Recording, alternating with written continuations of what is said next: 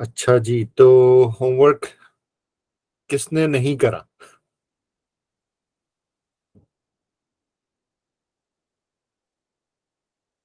किसी की आवाज़ नहीं आ रही। मतलब सबने करा है, अस्सलाम वालेकुम सर, मैंने नहीं करा। तुमने नहीं करा? अच्छा। जी सर। अम, और कोई है?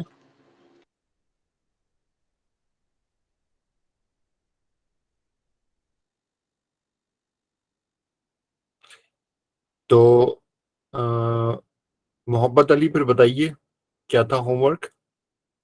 सर मैंने खुद भी नहीं किया है सर। अच्छा, पकड़े गए। जी, असल में अ, सर वो अम्मी जी। अच्छा, तो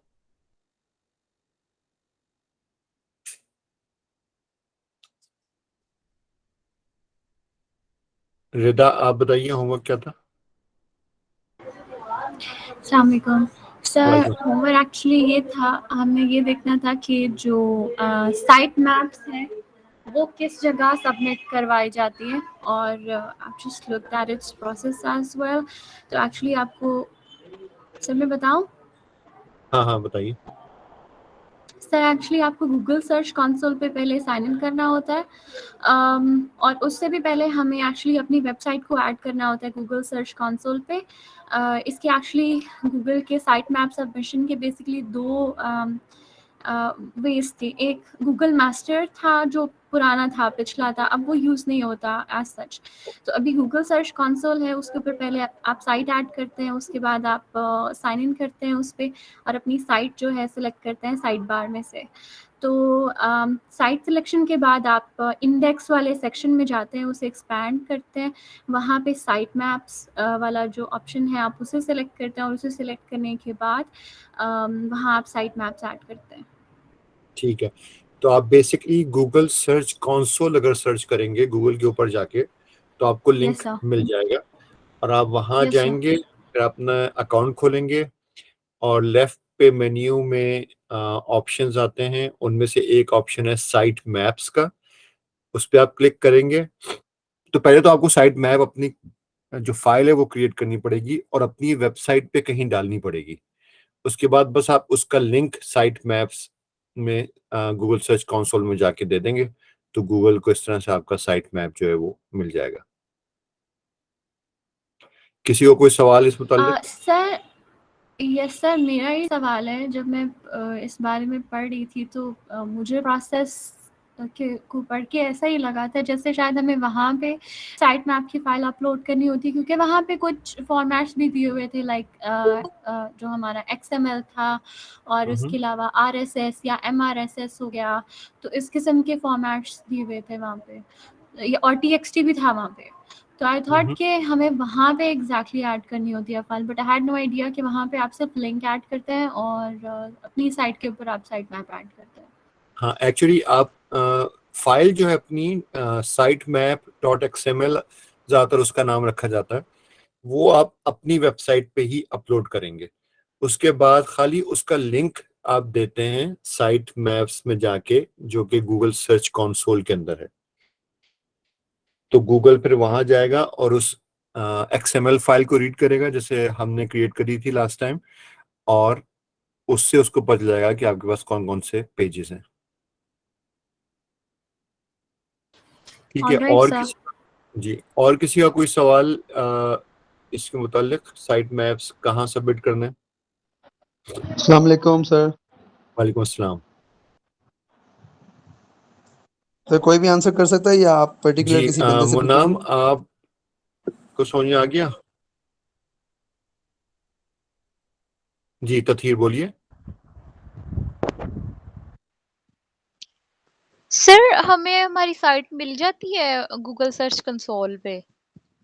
नहीं, आपको अपनी साइट नहीं मिलेगी गूगल सर्च। आप बेसिकली आप गूगल पे जाइए, सर्च करें गूगल सर्च कंसोल, तो आपको लिंक मिलेगा। आप उस लिंक पे जब क्लिक करेंगी तो फिर आपको अकाउंट खोलना पड़ेगा अपना गूगल सर्च कंसोल पे, जो कि गूगल ही की साइट है, यस। फ्री का अकाउंट खुलता है। आप खोलेंगी तो लेफ्ट के ऊपर मेन्यू आएगा, उसमें आएगा साइट मैप्स, उस पर क्लिक करेंगी तो फिर आपको जो है वो एक जगह पे एक ही उसमें फील्ड है खाली, वो पूछेगा कि जी आपकी साइट मैप का लिंक क्या है, आप वो लिंक दे दें तो वहां से गूगल को पता चल जाएगा। वो एक दफा सबमिट कर दें, जैसे हमने लास्ट टाइम भी शायद बात करी थी इस पे, कि एक दफा आपने सबमिट कर दिया, बस आप अपनी फाइल को अपडेट करती जाएंगी अपनी वेबसाइट के ऊपर, और गूगल उसको every now and then they will come and check the content of that file, and based on that file they will know the content of your website कि कोई नया पेज आया है या रिमूव हुआ है।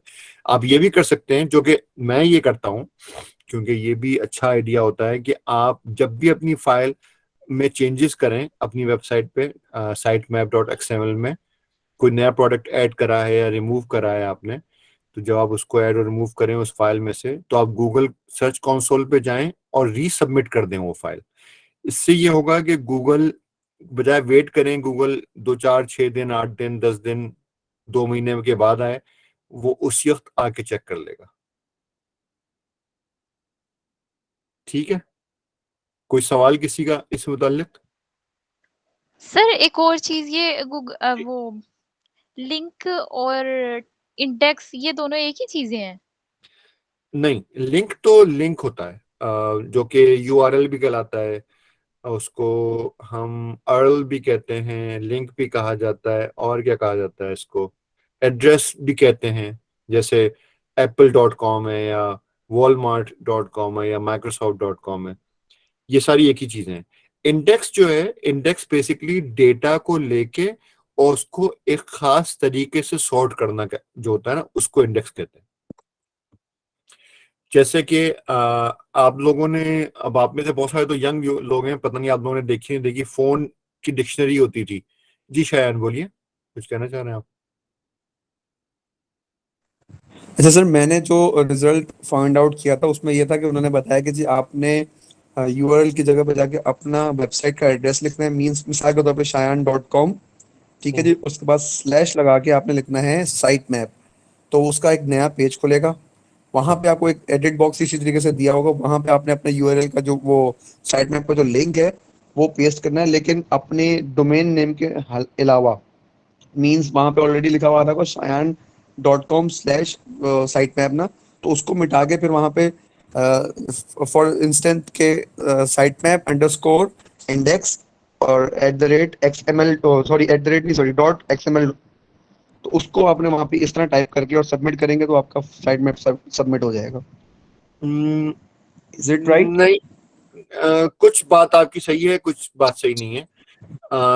बेसिकली जैसे मैंने पहले कहा कि होता ही कि आप फाइल क्रिएट करते हैं, आप अपनी फाइल को अपनी ही वेबसाइट पे अपलोड करेंगे और खाली उस फाइल का लिंक आप दे देंगे गूगल सर्च कंसोल में।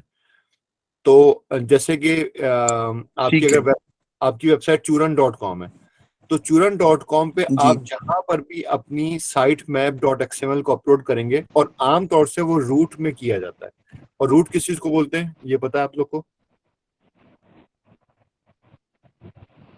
सर जहाँ पे कोडिंग हो रही होती है, जड़ें, जहाँ पे हम HTML में किसी भी फाइल पे जब जो हम कर रहे होते हैं कोडिंग्स के जरिए, जहाँ पे ये नहीं, जिसके जरिए वेबसाइट कोडिंग का क्रिएट तो हुई होती है जिस नहीं लैंग्वेज के ऊपर, वहीं पे जाके शायद। नहीं, कोडिंग को तो भूल जाइए, कोडिंग की तो कोई हमें बात ही नहीं करनी है इस पूरी क्लास में, आप लोग को कभी जरूरत पड़ेगी ही नहीं सर्च इंजन में कोडिंग की। हाँ, तो बेसिकली रूट कहलाता है, जैसे एक दरख्त होता है, उसकी ब्रांचेस होती हैं, फिर ब्रांचेस में से ब्रांचेस निकलती चली जाती हैं, तो जो पहली ब्रांच होती है जो बेसिक बिल्कुल होती है वो रूट होती है। रूट जड़ बिल्कुल। तो जड़ वैसे वही, फिर वही डेफिनेशन वाली बात आ गई कि भाई इसका मतलब क्या होता है। तो जैसे विंडोज में आपका होता है ना कि आप सी ड्राइव करते हैं, सी ड्राइव के अंदर फोल्डर्स होते हैं, फिर हर फोल्डर के अंदर मजीद फोल्डर्स होते हैं, तो जो सी ड्राइव हुई वो रूट हुई। बिल्कुल ठीक है, तो बिल्कुल यही चीज वेबसाइट पे होती है। आप इंडेक्स की बात कर रहे थे। हाँ, वो अभी उस पे भी आते हैं, मैं रूट पहले समझा दूं। तो जी सही। आपकी वेबसाइट है churan.com, तो churan.com जो है इसके ऊपर जो फाइल होगी ना वो होगी रूट, फिर उसके अंदर कोई फोल्डर बनेंगे /customers बने, तो अब ये /customers और फिर उसके आगे /customer1, जैसे churan.com/customers/customers1, churan.com/customers/customer2। तो ये जो churan.com था वो रूट कहलाता है, ठीक है। तो आप रूट के ऊपर अपनी ये फाइल जो है ये आप अपलोड कर देते हैं sitemap.xml, और बस उसका लिंक आप दे देते हैं गूगल को। एक्सक्यूज मी सर, जी सर ये बिल्कुल वैसा ही है मेरे ख्याल में, जैसे फॉर एग्जांपल अगर हम कोई वेबसाइट ओपन करते हैं तो वहाँ पे फॉर एग्जांपल एक बिल्कुल मेन पेज है जिसके ऊपर हमारे पास लेट्स से सॉफ्टवेयर्स का एक लिंक है, ठीक है। उसे ओपन करेंगे तो उसके अंदर से हमारे पास दो डिफरेंट रूट्स निकलेंगे, या दो डिफरेंट एक्चुअली ब्रांचेज उनको कहना ज़्यादा बेहतर होगा, वो निकलेंगी। फॉर एग्जांपल मोबाइल एप्लीकेशन या मोबाइल सॉफ्टवेयर्स और कंप्यूटर सॉफ्टवेयर्स। लेकिन जहाँ पे हमारा वो सॉफ्टवेयर वाला लिंक मौजूद था एग्जैक्टली अगर वहीं पे हम देखें तो अक्सर वेबसाइट्स में ऐसा होता है नीचे अबाउट शो हो रहा होता है या इस किस्म की चीज़ें। तो मेरे ख्याल में वो जहाँ अबाउट शो हो रहा होता है या समटाइम्स वहाँ कॉपीराइट भी लिखा हुआ आ रहा होता है, तो वो वाली चीज़ें रूट पे लिखी हुई होती हैं बिल्कुल, मेन पेज पे। बिल्कुल ऐसे ही है। हाँ बिल्कुल ऐसे ही है कि वो जो आमतौर से जो चीजें रूट का मतलब ये होता है कि वो सब जो ब्रांचेस में होने वाला है वो सब यहाँ से होता हुआ गुजरेगा। तो तो अगेन साइट मैप जो है वो रूट पे ही डाला जाता है, और वो आप कहीं भी एक्चुअली डाल सकते हैं, लेकिन फिर उसमें थोड़ी सी कबाहतें आती हैं, तो बेहतर होता है कि उसको रूट पे ही डाला जाए और उसका बस सिंपल से एक लिंक, तो churan.com/sitemap.xml बन जाएगा वो। तो आप जब सर्च कंसोल में जाएंगे तो आप वहां पे साइट मैप्स में जाके और आप sitemap.xml जो है वो टाइप कर देंगे, तो गूगल को वहां से आपका साइट मैप की लोकेशन मिल जाएगी। ठीक है। अच्छा, दूसरी बात क्या चल रही थी, मैं क्या बताने वाला था? इंडेक्स। इंडेक्स जो होता है, जैसे आप लोगों ने शायद यूज करी हो, आप में से ज्यादातर तो मेरे ख्याल यंग ही हैं, तो पता नहीं अब होती नहीं होती। फोन डिक्शनरी, फोन डायरेक्टरी एक चीज होती थी। सर टेलीफोन डायरेक्टरी होती थी PTCL की। हाँ हाँ बिल्कुल। तो उसमें अगर आपको किसी का नाम सर्च करना होता था तो आप कैसे सर्च करते थे? आप उसमें अल्फाबेटिकली होते थे। अब जैसे मेरा नाम अगर सर्च करना तो आप अदनान मसूद सर अल्फाबेटिकली जैसे है। डिक्शनरी में सर्च करते हैं पहले ए सर्च करेंगे, फिर उसके बाद अगला जो अल्फाबेट उसको सर्च करेंगे। बिल्कुल बिल्कुल। तो ऐसे ही वो सर्च करके आप आसानी से उस नाम तक पहुंच जाते हैं। अगर वो रैंडमली डाल देते तो वो इंफॉर्मेशन तो मौजूद है, लेकिन ये कि वो बेकारी हो गई ऑलमोस्ट, क्योंकि फिर पहुंचता ढूंढता कौन उसमें? वो अगर 2 लाख लोगों के नाम लिखे हुए हैं तो 2 लाख लोगों में आप वो नाम कैसे ढूंढेंगे अगर वो आगे पीछे किसी कोई ऑर्डर नहीं है उनमें? तो बस ये डेटा की ऑर्डरिंग जो है ना वो होती है इंडेक्सिंग, और कुछ भी नहीं है। तो एक डेटा को आप कई डिफरेंट, अब किताब में क्या होता था कि डेटा को एक ही तरीके से आप ऑर्डर में कर सकते थे, या तो नाम से कर लें या किसी और तरीके से कर लें। लेकिन कंप्यूटर के ऊपर डेटा जो है उसको ऐसे इमेजिन करें कि आप उसको बहुत सारे डिफरेंट तरीकों से सॉर्ट कर सकते हैं। मैं चाहूं तो उसको नाम से भी कर सकता हूं, मैं चाहूं तो उसको फोन नंबर से भी कर सकता हूं, मैं चाहूं तो उसको एड्रेस से भी कर सकता हूं, या और कोई चीज कर लूं। तो कंप्यूटर में ये आपके पास फायदा है कि आप एक ही डेटा को बहुत सारे डिफरेंट तरीकों से इंडेक्सिंग या सॉर्टिंग कर सकते हैं उसकी। बस ये होता है। और जो बिग डेटा का आपने नाम सुना होगा तो वो भी इसी का बस फैंसी वर्ड है, और कुछ भी नहीं है। जी इब्राहिम एक्सक्यूज मी बोलिए। सर। एक minute Ibrahim ji. Assalamualaikum. No, sir. She can ask the question first. That's not a problem. No it's okay, go ahead. अच्छा, sir. Assalamualaikum. Sorry, I'm 5 minutes late. Sir, basically assignment के हवाले से मैंने research करी थी, तो I was able to come up with a few things. वही बातें जो आप अभी बता रहे थे regarding indexing and then there were web crawlers and web trackers, इस तरह से। तो उसके बाद और उसमें कहा था कि we need to use Google web master tools. Google web master tools में आपको अकाउंट बनाना है and then you need to click on add a site. Once you click on add a site, उसके बाद आपको अपनी वेबसाइट को पहले वेरीफाई करना होता है थ्रू एन HTML अपलोड करने के लिए we need to use an FTP client which is also known as a file transfer protocol. तो फाइल ट्रांसफर प्रोटोकॉल से आप पहले ये चीज़ अपलोड करते हैं and then you verify that this is your domain, your HTML। उसके बाद जो XML फाइल बनी हुई होती है वो आपको अपलोड करनी होती है, you need to click on verify. तो आफ्टर दैट मतलब इट प्रॉब्ली टेक्स 10 days और so that Google can index your pages. और आप अपनी वेबसाइट पे भी आप ट्रैक कर सकते हो साइट मैप पे कि कौन से एरियाज आपके ऑलरेडी इंडेक्स हो चुके हैं और कौन से बाकी हैं। तो this is what I was able to find out. थोड़ा सा इसमें चेंज कर लें, वेब मास्टर में खास से अब नहीं है, पहले होता था, अब जो है वो सर्च कंसोल कहलाता है। गूगल सर्च कंसोल, हाँ, ओके। तो अब वेब मास्टर जो है वो कुछ और होता है, तो गूगल सर्च कंसोल कहलाता है, उसमें ये सब कुछ बेसिकली होता है। अगेन बहुत ही सिंपल सा आइडिया है, आप बस गूगल सर्च कंसोल सर्च करें, गूगल पे क्लिक करें, उसके ऊपर वो लिंक के ऊपर, और वो बस फिर आपको जो है पूरे प्रोसेस से गुजार देगा। बहुत ही सिंपल सा प्रोसेस है। उसमें कहीं कहीं वेरिफिकेशन भी करवाता है वो, कभी नहीं करवाता है, डिपेंडिंग बहुत सारी चीज़ों पे। तो और उसमें बस आप एक छोटा सिंपल से उसका मेन्यू आता है, उसमें 5-6 चीज़ें आती हैं, उनमें से एक मेन्यू आइटम जो है वो साइट मैप्स का है। आप उस पर क्लिक करेंगे और आप अपना साइट मैप की लोकेशन जो है वो डाल देंगे। उससे पहले आपको अपनी साइट मैप डालनी पड़ेगी अपनी वेबसाइट पे। जी रिदा, आप कुछ कहना चाह रही थी? जी सर। सर ये सब सुनने के बाद मेरे जहन में आता है कि मेरे ख्याल में हो सकता है ये सब कुछ ऐसे ही हो, लेकिन क्योंकि वेब मास्टर टूल्स अभी यूज़ नहीं होते, तो हो सकता है उसके साथ साथ ही इस प्रोसेस में भी ऑल्टरेशन आ गई हो। तो अब हमारे पास ज़्यादा एडवांस्ड और सिंपल मेथड है। जो मेरा अपना क्वेश्चन था सर वो ये था कि अगर हम सॉर्ट करते हैं डाटा को, तो अब हर लिंक के स्टार्ट में https एंड सो ऑन आ रहा होता है, तो ऐसे में एड्रेस के थ्रू सॉर्टिंग टैक्टिक कौन सी होती है जिसके थ्रू वो अल्फाबेटिकली या मतलब इस तरह कैसे अरेंज करते हैं वो डाटा? आप साइट मैप से रिलेटेड बात कर रही हैं या बस इन जनरल आप डेटा की बात कर रही हैं? अभी आपने कहा कि हमें इंडेक्स भी करने की जरूरत होती है बाज़ औक़ात। नहीं, मैंने नहीं कहा। नहीं, मैंने नहीं कहा ये। नहीं, इन अ सेंस कि हम सॉर्ट करते हैं ना, आपने कहा कि जी। एड्रेस वाइज भी सॉर्ट हो जाता है सिस्टम में, हाँ, बिल्कुल। तो उसके लिए मतलब उसमें सॉर्ट किस चीज की बेस पे होता है?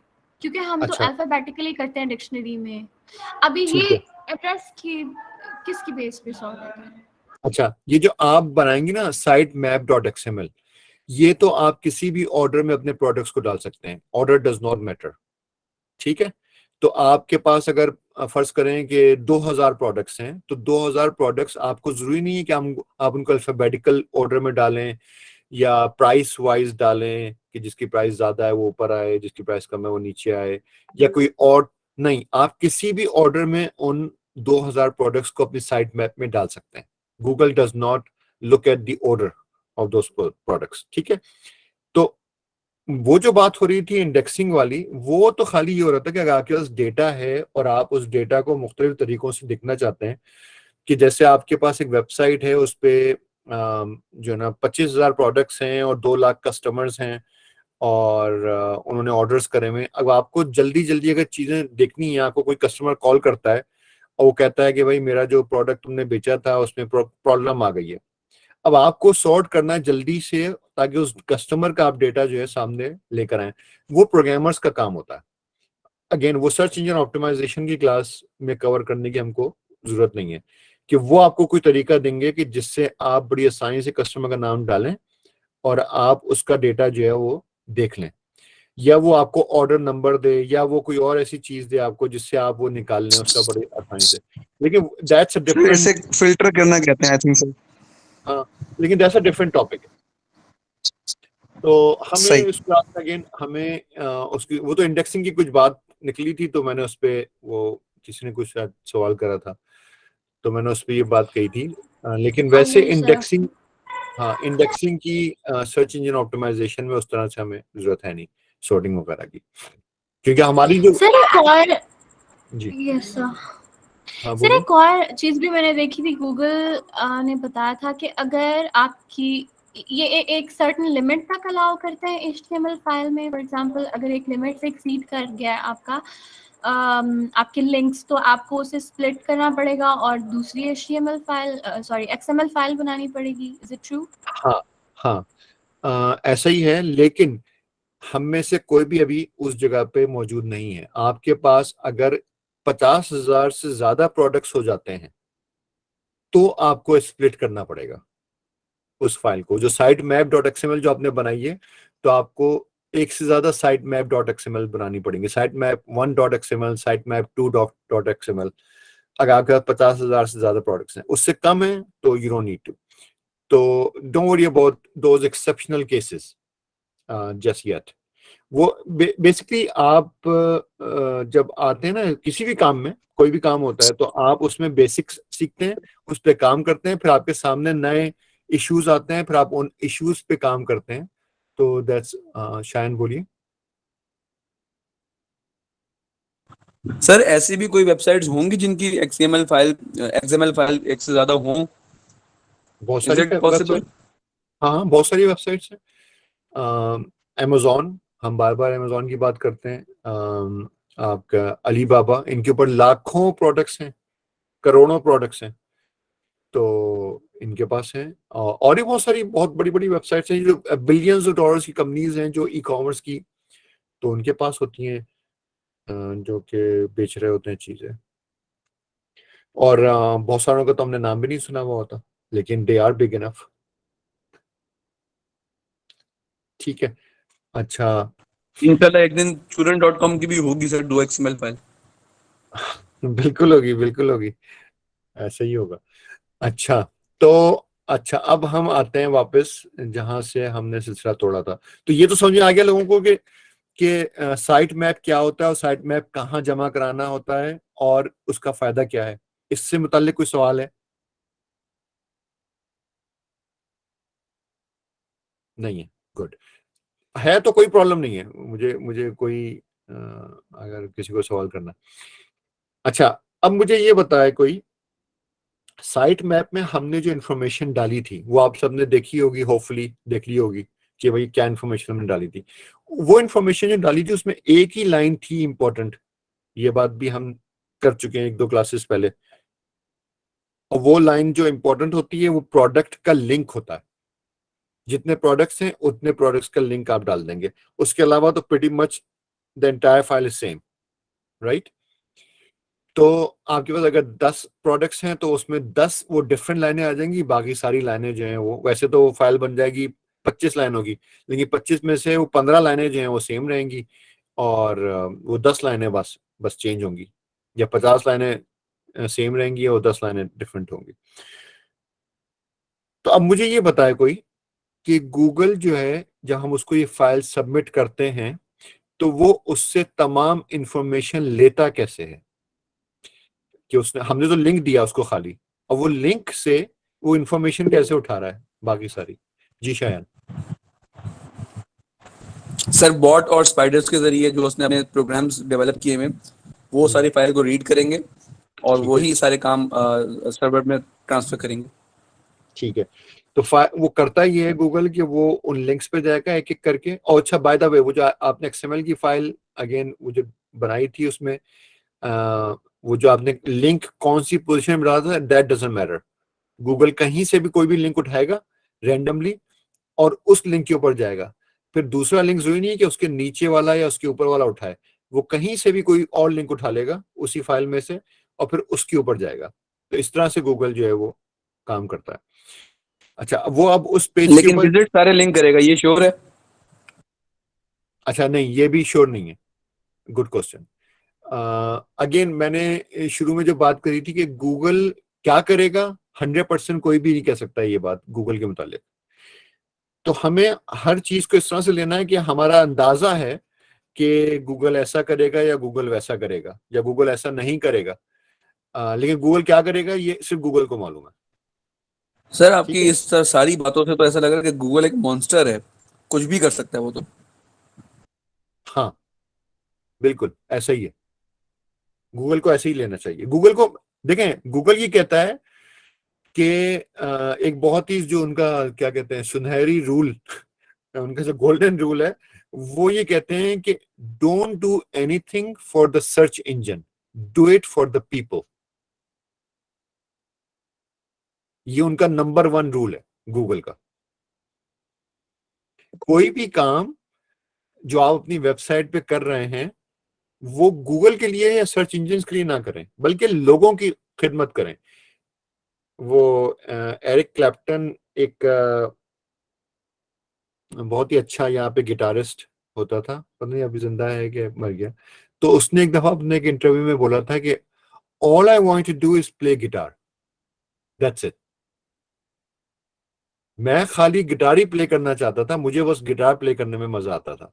अब लोगों को पसंद आया नहीं आया उससे मुझे कोई गर्ज नहीं है, लोगों को आया और उसकी वजह से उसने पैसा भी खूब कमाया, नाम भी खूब कमाया। तो गूगल भी यही बात करता है कि भाई हमारी फिक्र मत करो, लोगों के लिए अच्छा काम करो। लोगों के लिए अच्छा काम करोगे तो तुम्हें फायदा होगा, और जब फायदा होगा तो वो हम भी उसको नोटिस कर लेंगे। Don't worry about us. ये रूल आपको अच्छी तरह से अपने ज़हन में बिठाना होगा। तो अच्छा, तो हम जो है अब गूगल आया, गूगल का बॉट आया, उसने आपकी फाइल को रीड करके और उसमें से लिंक्स निकाले, उन लिंक्स पे वो रैंडमली जाना शुरू कर दिया उसने। अब वो उस पेज के ऊपर गया, उस पेज के ऊपर जो डेटा है उसने वो डेटा को निकाला और वो डेटा सारा का सारा अपने डेटाबेस में डाल दिया। उसके बाद उसने एक और बॉट चलाया जिसने डेटा को निकाला डेटाबेस में से और उसको समझने की कोशिश करी। पहले तो उसने खाली रैंडमली ब्लैंक उसको निकाला डेटा को और अपने डेटाबेस में भर दिया, जो कुछ भी आपकी वेबसाइट पे, डजंट केयर कि वो उसमें क्या है। फिर उसने अपने डेटाबेस से ही निकाला उसको और उसने उसको समझने की कोशिश करी कि इसमें आप कर क्या रहे हैं। तो करता क्या है गूगल उसको समझने के लिए कि उस पेज पे जितने भी इंग्लिश के words they can understand. Google can not understand pictures, Google can not understand videos, by the way they can only understand words, ज्यादातर इंग्लिश के। वैसे अब जो है पिछले कई सालों से वो ऑल लैंग्वेजेस के भी वर्ड्स जो हैं वो समझ सकते हैं, उर्दू के वर्ड्स भी समझ सकते हैं, चाइनीज के भी, अरेबिक के भी समझ सकते हैं, but before that they could only understand English words. ठीक है, तो आप उस पेज के ऊपर जो बातें करेंगे, जो कंटेंट लिखा हुआ है आपने, उस कंटेंट को जो है इंग्लिश का, उसको देखेगा गूगल। अब हम इंग्लिश की ही बात कर लेते हैं क्योंकि अब सारी लैंग्वेजेस की बात करेंगे तो फिर वो हमारे लिए कॉम्प्लिकेटेड हो जाएगी। आइडिया सेम ही है, आपकी उर्दू की वेबसाइट है तो आप उर्दू में भी कर सकते हैं यही काम। तो आपने इंग्लिश में जो कंटेंट लिखा हुआ है, गूगल उस कंटेंट को उठाएगा और फिर उन वर्ड्स को एनालाइज करेगा और ये समझने की कोशिश करेगा कि आप कर क्या रहे हैं उस वेबसाइट के ऊपर, उस कंटेंट के बेस पे। तो फर्ज करें कि आपका जो कंटेंट है, अब हमारे केस में हमारा कंटेंट है चूरन, हम बार बार लफ्ज चूरन यूज कर रहे हैं उसमें कि भाई ये चूरन हमसे खरीदो और ये चूरन बहुत अच्छा है, और इस चूरन के दो हमने जायके बनाए हैं, एक मीठा चूरन है और एक क्या था खट्टा चूरन है।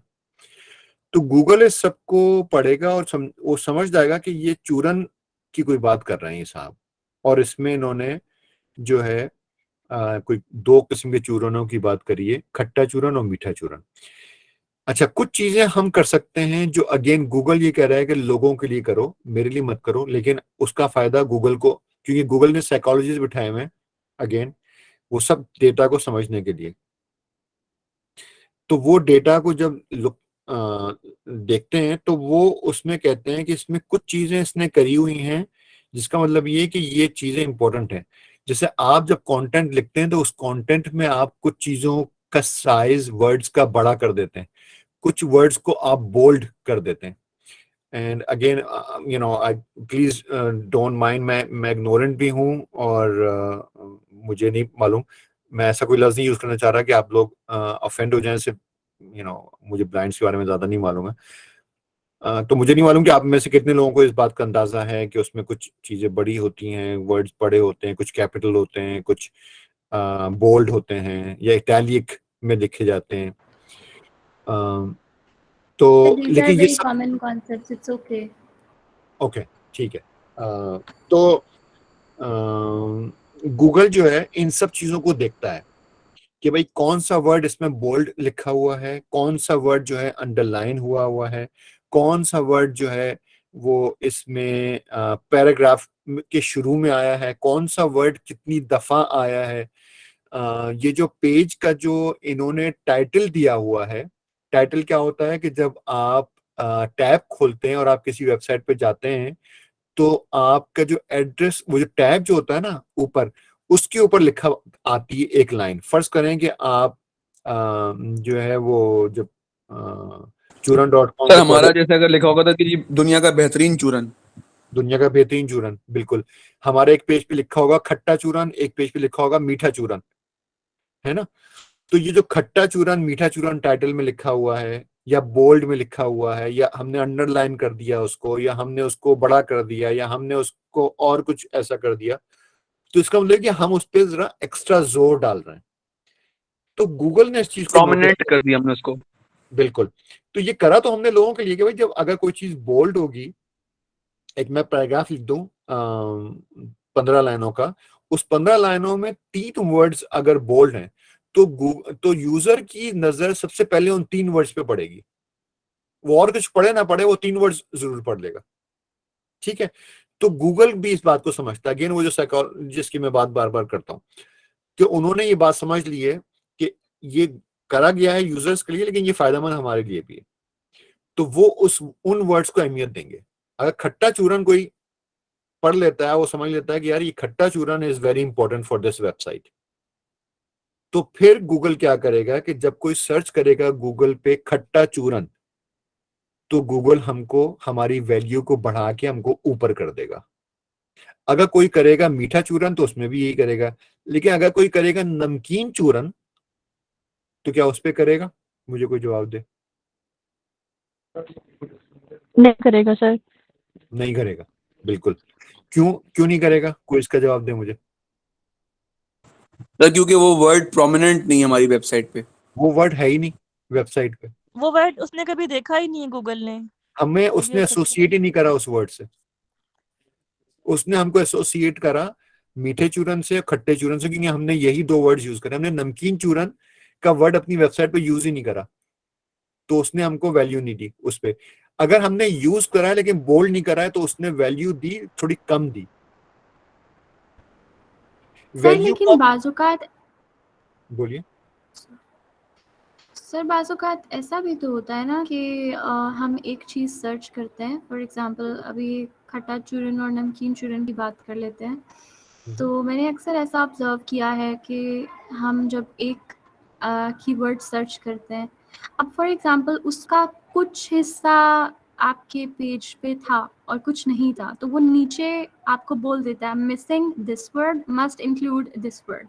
लेकिन वो दिखाता ज़रूर है कुछ ना कुछ, मतलब उससे मिलता-जुलता। फॉर एग्ज़ाम्पल हो सकता है नमकीन हमारे वेबसाइट पे नहीं था, खट्टा था, लेकिन चूरन तो था। तो वो इसको मतलब इस तरह से भी दिखा देता है बाज़-औक़ात। अच्छा, वक्त के साथ साथ इस पे हम अगली क्लासेस में ज्यादा बात करेंगे। वक्त के साथ साथ sir. Google again is pretty smart. तो गूगल क्या करता है कि एसोसिएशन को बढ़ाता है, ठीक है। अभी हमने जो एसोसिएशन की बात करी है वो डायरेक्ट एसोसिएशन है, वो वर्ड था या नहीं था वेबसाइट पे। लेकिन जैसे जैसे वो आपकी वैल्यू को बढ़ाता जाता है, वो आपके एसोसिएशंस को भी बढ़ाता जाता है और उनको इनडायरेक्ट भी करता चला जाता है, जैसे जैसे वो आपकी वैल्यू को। और वैल्यू को ऐसे समझ लें कि value is a number from 0 two million, ठीक है। हमारी बात शुरू हुई थी 0 से, जब हम कुछ भी नहीं थे। उसके बाद हमें 1 पॉइंट मिला, फिर 2 मिले, फिर 3 मिले, फिर 4 मिले, और हम आहिस्ता आहिस्ता ऊपर जाते जा रहे हैं। लेकिन मिलियन है उसका जो टॉप नंबर है, बहुत ऊपर तक है। तो वो हर लेवल के ऊपर जो गूगल आपको वैल्यू दे रहा है उसके हिसाब से वो आपको लेकर आएगा सर्च इंजन में। तो ये एसोसिएशन वगैरह भी उसी में आती हैं कि अभी वो जब आपको कम वैल्यू देता है तो आपको सिर्फ डायरेक्ट एसोसिएशन पे ही देता है, लेकर आता है। फिर जैसे जैसे आपको आपकी वैल्यू को बढ़ाता जाएगा, वो आपको इनडायरेक्ट एसोसिएशंस पे भी ऊपर लेकर आना शुरू करेगा। As long as Google thinks कि you are associated, you just haven't mentioned that word. Because even you don't know but they do. ठीक है, तो ऐसा भी करते हैं। अच्छा, अब जैसे इसमें बहुत सारी चीजें आती हैं कि एक पिक्चर है, आपने अपनी वेबसाइट पे अपने काले चूरन की आपने तस्वीर डाल दी, और मीठे चूरन के पेश याद है, मीठे चूरन की एक तस्वीर अच्छी सी लेके डाल दी, तो वो तस्वीर को गूगल नहीं समझता, गूगल को नहीं पता ये क्या है, लेकिन they don't understand, like I said, they only understand words, they don't understand audio, they do not understand videos, and they do not understand pictures। क्योंकि कोई आदमी देख के नहीं बैठ के देख रहा है, एक मशीन है, तो मशीन अभी वहां नहीं पहुंची है, थोड़ा बहुत कर लेते हैं लेकिन ज्यादा नहीं कर सकते। तो गूगल, लेकिन आप जब पिक्चर्स को सर्च करते हैं गूगल में, तो अगर मैं डालूं, फर्ज करेंगे आईफोन डालूं, और मैं गूगल का जो टैब फोटोज का है, मैं उस पर क्लिक करूंगा तो मुझे आईफोन्स की तस्वीरें नहीं दिखाएगा, वो मुझे पहाड़ों की और जंगलों की तस्वीरें नहीं दिखाएगा। उसकी वजह यह है कि जब आपने तस्वीर डाली थी, तो तस्वीर वो HTML से डलती हैं ये सब चीजें। HTML में आप तस्वीर का जब टैग डालते हैं तो उसमें एक पिक्चर में एक टाइटल का भी टैग होता है, उस टाइटल में आपने लिख दिया आईफोन, तस्वीर आपने डाली, तस्वीर नहीं समझता वो, लेकिन वो उस टाइटल को समझता है, आईफोन, तो अब उसने एसोसिएट कर दिया कि ये आईफोन की तस्वीर होगी, उसने इस तरह से उसको एसोसिएशन दी और उसने आईफोन की तस्वीर दिखाई। तो आपके अगेन वो कंटेंट को देखता है, उस कंटेंट को समझता है, उसकी एसोसिएशंस को बनाता है, डायरेक्ट एसोसिएशंस को, पहले वो सबसे ज्यादा इंपॉर्टेंस देता है उस पेज के टाइटल को। आपने कोई चीज टाइटल में लिखी है, किताब का जो जैसे टाइटल होता है, सबसे ज्यादा अहम तो वही होता है, सबसे पहले तो आप वही देखते हैं, उसके बाद फिर आप उसके चैप्टर्स देखते हैं, फिर आप उसके जो कंटेंट है उसको देखते हैं। तो हर चीज की एसोसिएशन जो है वो कम से कम इस तरह से होती चली जाती है। तो गूगल भी ऐसे ही करता है कि सबसे पहले तो वो टाइटल को देखता है कि इस पेज का टाइटल क्या है। अब अगर आपने उस पेज का टाइटल बिल्कुल जेनेरिक बना दिया, आपने लिख दिया प्रोडक्ट 1, प्रोडक्ट 2, तो आपने ये क्या करा? कोई मुझे बता सकता है इसका फायदा होगा या नुकसान होगा आपको? आई गेस नुकसान होगा, क्योंकि आपकी XML में भी और आपके उस प्रोडक्ट की टाइटलिंग तो डिफरेंट होगी, या उसमें अगर आप कोई कंटेंट प्लेस कर रहे हैं तो अगर उसमें आप स्पेसिफिक हो गए, इसमें आपने प्रोडक्ट 1, प्रोडक्ट 2, तो वो चीज़ें डिफर करना शुरू हो जाएंगी। हाँ, नुकसान होगा, क्योंकि आपने एक बहुत अच्छी अपॉर्चुनिटी खो दी। टाइटल जो था वही आपको, और अगेन गूगल कह रहा है लोगों के लिए करो, मेरे लिए मत करो। अगर एक शख्स जो है वो आपके टाइटल को देखता है और उस पर लिखा है प्रोडक्ट 1, तो मुझे नहीं पता प्रोडक्ट 1 क्या होता है। हाँ, उस पर खट्टा चूरन लिखा है तो मुझे अंदाजा है कि वो क्या चीज हो सकती है। उसमें और आप वर्ड्स भी डाल सकते हैं, वो जितने आप वर्ड्स डालेंगे उतना ही आपको फायदा होगा, लेकिन again don't make it too long. I think Google जो है, मैं, this is something you guys will have to do some research on, कि कितने कैरेक्टर्स गूगल अलाउ करता है। I think it's like 60 or so characters that you can put in the title. So in those 60 characters, जी बोलिए Ibrahim. Sir YouTube में भी 100 characters ही allow करता है, तो आई थिंक सो यही होगा स्टैंडर्ड। हाँ, ऐसे ही कुछ होगा, कुछ बहुत ज्यादा नहीं है। और अगर उसकी वजह ये डिस्क्रिप्शन होती है तो 500, और अगर टाइटल होता तो 100। हाँ, ऐसी हुआ। उसकी वजह ये है कि आपको पूरी किताब अपने टाइटल में नहीं लिखता कोई भी, कि टाइटल में तो दो चार लफ्ज ही होते हैं। मूवीज में भी ऐसे ही होता है, किताबों में भी ऐसे ही होता है, तो आप पूरी किताब नहीं लिख सकते। आप टाइटल में बेसिकली जो सबसे ज्यादा इंपॉर्टेंट चीज होगी आपके लिए, आप वो लिखते हैं। जैसे मेरी एक वेबसाइट है, तो मैं उस वेबसाइट के ऊपर जो मेरे प्रोडक्ट का जो मतलब कम से कम अल्फाज में जो डिस्क्रिप्शन है, मैं वो लिखता हूँ। इतनी होती है कि वो इनफ हो कि जो भी उसको देखे वो समझ जाए कि क्या चीज है, और उसका फायदा मुझे ये होगा कि गूगल चूंकि उसको वैल्यू दे रहा है और लोगों के भी समझ में आएगी, तो वो जब सर्च करेंगे तो गूगल उसको ऊपर लेकर आ सकता है। ठीक है, तो टाइटल बहुत इंपॉर्टेंट होता है उसके अंदर। उसका जो URL बनता है वो भी इंपॉर्टेंट होता है। URL क्या होता है, कोई बताएगा मुझे? मोहब्बत सर अली, उस पेज का एड्रेस। हाँ मोहब्बत अली यूनिवर्सल आप, सॉरी। Registration link. हाँ बेसिक टाइटल जो होता है वो ये जो एड्रेस जिसको हम बोलते हैं किसी भी पेज का, जो हमारे केस में जो मैंने जो HTML बनाई थी तो उसमें क्या था, churan.com/product1 ये था URL, /product1 वो churan.com/product1 ये URL था। ये URL भी इंपॉर्टेंट होता है, इसमें भी product1 नहीं होना चाहिए बल्कि इसमें भी खट्टा चूरन होना चाहिए, और खट्टा डैश चूरन अगर कर देंगे तो गूगल समझ जाएगा ये 2 वर्ड्स हैं। तो इसका URL इंपॉर्टेंट होता है, इसका टाइटल इंपॉर्टेंट होता है, और ऑफ कोर्स कंटेंट इंपॉर्टेंट होता है। और कंटेंट जो है उसके 2 फायदे होते हैं, एक तो कंटेंट लिखा जाता है बताने के लिए, कन्वे करने के लिए अपना मैसेज यूजर को, और दूसरा it actually makes your page look good as well. अगर आप कोई वेबसाइट बनाएं उस पर कोई कंटेंट ही ना हो तो जरा इमेजिन कीजिए कि वो कितना हॉरिबल किस्म का पेज लगेगा, और उस पर जब एक यूजर आएगा तो वो खुद कंफ्यूज हो जाएगा कि यार ये क्या करना क्या है, मुझे यहाँ तो कोई इन्फॉर्मेशन नहीं है। तो कंटेंट का मकसद ये होता है कि आप इंफॉर्मेशन भी देते हैं और पेज को भी लुक गुड करते हैं। और वो जो हमने बात करी थी खट्टे चूरन और मीठे चूरन की और फिर नमकीन चूरन की, तो आप कंटेंट इस तरह से लिखते हैं, और इसलिए ज्यादा से ज्यादा कंटेंट एक पेज पे होना चाहिए। पूरी किताबें नहीं लिखनी, लेकिन अगेन आपको स्मार्टली लिखना है वो कंटेंट कि आप उसमें तमाम अपने रेलेवेंट कीवर्ड्स यूज कर लें, लेकिन वो ऐसा भी ना लगे गूगल को कि इसने, ये भी अगेन वही गूगल की स्मार्टनेस है कि अगर वो ये महसूस करते हैं कि आपने कीवर्ड्स भर दिए इसमें, तो फिर वो समझ जाते हैं कि ये काम हमारे लिए किया गया है, ये यूजर के लिए नहीं किया गया। ये बात भी उनको समझ में आ जाती है, और जब ये समझ में आ जाती है तो फिर वो क्या करते हैं, कौन बताएगा? मुनाम। सर वो हमारी रैंकिंग शायद लो कर देंगे। यस सर, वो हमारी रैंकिंग गिरा देते हैं सर, वो हमारी वेबसाइट को बिल्कुल अब वो ये नीचे कह रहे हैं कि इसका मतलब ये कि आप हमसे खेल रहे हो। सर 3 स्वाइप मारते हैं। सर ये पॉइंट आप थोड़ी रिपीट तो कीजिएगा कि मतलब उनकी जो रैंकिंग है वो किस तरह से कम हो जाती है। अगर गूगल को ये एहसास हो कि आप चीजें मैनिपुलेट करने की कोशिश कर रहे हैं, मतलब उसको बेवकूफ बनाने की कोशिश कर रहे हैं, तो फिर गूगल जो सब है आपको प्लांटेड हो रही है, मतलब हर चीज प्लांटेड हो रही है कि ऑब्वियसली बात है कि जस्ट फॉर गूगल।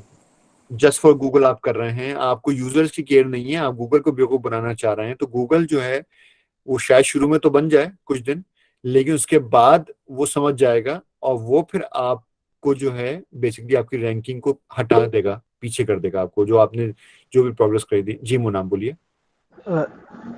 लेकिन सर मैं ये पूछना चाहता हूँ सर, ये क्या मैं ये कहना चाह रहा था सर, ये क्या हमारी वेबसाइट को ब्लॉक भी कर सकता है, हमारा अकाउंट क्लोज भी कर सकता है? हाँ बिल्कुल कर सकते हैं, और कर देते हैं जी कर तालिब। देते हैं। सर मैं ये कहना चाह रहा हूँ कि अगर इसमें सारे कीवर्ड्स इस्तेमाल कर ले तो उसमें इसका दूसरा पर्पस ये भी तो हो सकता है कि ज़्यादा से ज़्यादा अगर कोई भी कस्टमर मुझे सर्च करने की कोशिश कराए तो उसको किसी भी तरीके से कोई भी कीवर्ड लिखने से मेरी वेबसाइट जो है ना उसकी सर्च रिजल्ट में आ जाए आसानी से। Very good question, very good question. अब इसके पे जवाब पे आते हैं। इब्राहिम बोलिए, क्या कहना चाह रहे हैं आप? सर बेसिकली आप टाइटल की बात करें तो जब मैं भी पहले वेबसाइट बनाया करता था on Microsoft expression studio, that's a long time ago, तो उसमें सर हम जब भी पिक्चर्स ऐड करते थे तो उसमें ऑप्शन होता था ऑल्टरनेट टेक्स्ट। तो हम ये कह सकते हैं कि ये गूगल ऑल्टरनेट टेक्स्ट रीड करके वो मतलब इंडेक्सिंग वगैरह करता है, जो भी आप बात बता रहे पिक्चर्स की। हाँ जी। बिल्कुल, ऑल्टरनेट टेक्स्ट ही है वो जो मैं बात कर रहा था टाइटल की, जी सर, वो ऑल्टरनेट टेक्स्ट ही है कि जब आप हवर ओवर करते हैं पिक्चर के ऊपर तो आपको एक टेक्स्ट दिखाता है। एग्जैक्टली। हाँ, गूगल उस टेक्स्ट को एक्चुअली समझता है, वो उस पिक्चर को नहीं समझता। बिल्कुल। शायान बोलिए।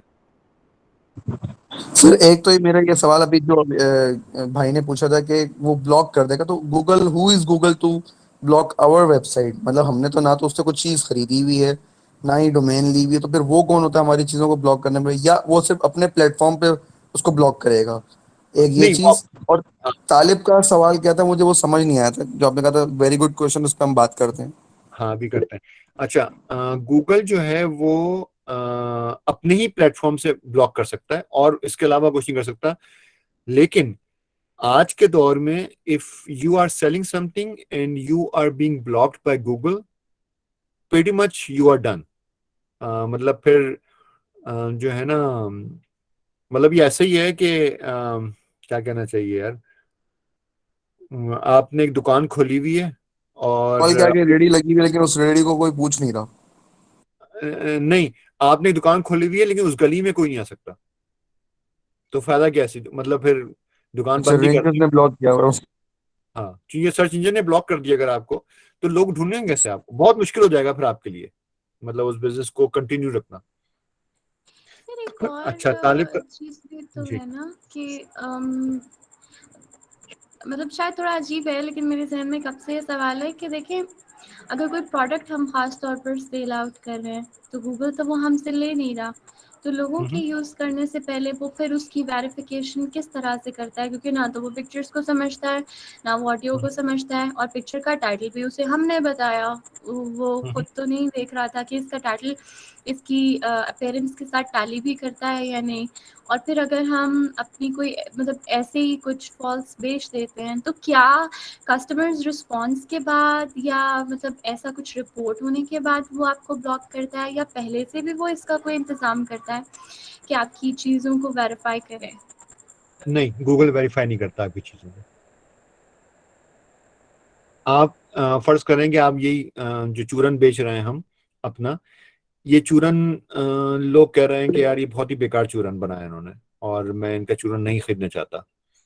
अ, तो वो ये कर सकते हैं कि गूगल रिव्यू आपने देखे होंगे, वो उस पे जाके नेगेटिव मार्किंग आपकी कर सकते हैं। तो वहां से तो गूगल को अंदाजा हो सकता है कि जी आप कुछ गड़बड़ कर रहे हैं। उसके अलावा गूगल को नहीं पता चलेगा। जी मोहब्बत अली बोलिए। अच्छा सर, जिस तरह से अभी आपने बात की कि सर गूगल के हवाले से, तो सर अक्सर करके अगर कुछ ऐसी वेबसाइट्स वगैरह होती हैं, तो मतलब उसमें अगर हम अपने कोई फ़ोटोज़ या ऑडियो वीडियो वगैरह डाल रहे हैं, तो सर गूगल तो उस चीज़ को अंडरस्टैंड नहीं करता है। सर यहाँ पे मेरा एक सवाल ये है कि क्या क्या सर गूगल अपनी ये बाइनरी लैंग्वेज को ज़्यादा अंडरस्टैंड करेगा या फिर कीवर्ड्स को ज़्यादा अंडरस्टैंड करेगा, अगर हम अपनी कोई वेबसाइट बना रहे हो उस पर? गूगल सभी चीजों को देखता है, सिर्फ एक चीज को नहीं देखता, लेकिन मुख्तलिफ चीजों को मुख्तलिफ वैल्यू देता है। कीवर्ड्स को भी देखता है वो आपके कंटेंट को भी देखता है, आपके टाइटल को भी देखता है। उसमें अगेन जो मैंने कहा था, सबसे ज्यादा जो वैल्यू देता है वो देता है टाइटल को। उसके बाद वो देता है, अगर आपकी हेडिंग है उस पेज के ऊपर हमने बड़े बड़े उसमें फॉन्ट्स में लिखा हुआ है, वो उसको भी वैल्यू देता है बहुत ज्यादा। वो यूआरएल को भी बहुत ज्यादा वैल्यू देता है। उसके बाद आपने बोल्ड करी हुई ये चीजें, उनको भी वैल्यू देता है वो। तो वो इस तरह से वैल्यूज को, और हर चीज का वेट कितना है ये गूगल को ही मालूम है। लेकिन वेट कुछ ना कुछ तो है। आपने अगर एक वर्ड लिख दिया अपने पेज के ऊपर, तो उसका कुछ ना कुछ वेट तो मिल गया। आपने उसको बोल्ड कर दिया तो उसका वेट थोड़ा सा बढ़ गया। आपने उसको बोल्ड करके हेडिंग जो बड़ी सी थी उसमें डाल दिया तो उसका वेट और बढ़ गया। आपने उसको टाइटल में भी ऐड कर दिया तो उसका वेट और बढ़ गया उस वर्ड का। तो उसको इस तरह से समझ लें।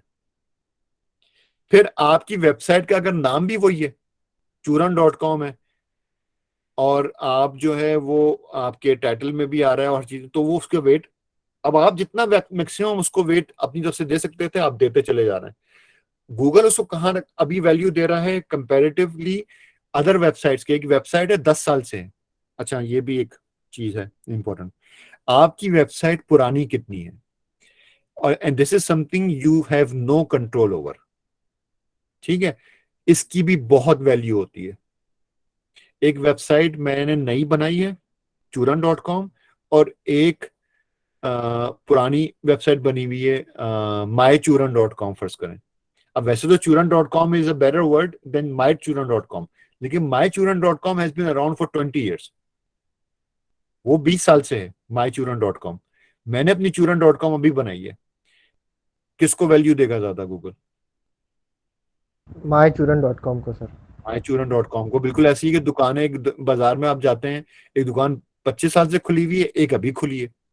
तो जो 25 साल से खुली है उसके पास कस्टमर्स बेतहाशा, उसका एक पूरा एक हिस्ट्री होती है उसकी, तो उसको ज्यादा लोग जो है ट्रस्ट करते हैं, उससे ज्यादा चीजें लेते हैं, उसका मतलब एक वो होता है।